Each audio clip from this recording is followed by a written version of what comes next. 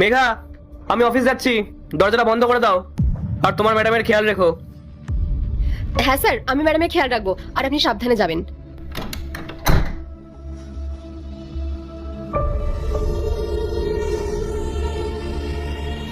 Madam, sir চলে গেছেন, এবার আপনি আপনার কাজটা শুরু করতে পারেন।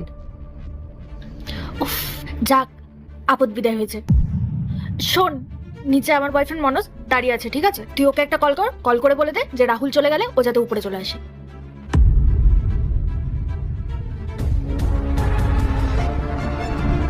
হ্যালো, হ্যাঁ মনোজ বাবু, আপনি কোথায়?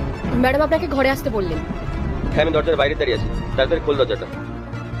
এনে ধর। ম্যাডাম, উনি দরজার বাইরে দাঁড়িয়ে রয়েছেন, আমি ওনাকে গিয়ে নিয়ে আসি? হ্যাঁ, যা তাড়াতাড়ি খোল।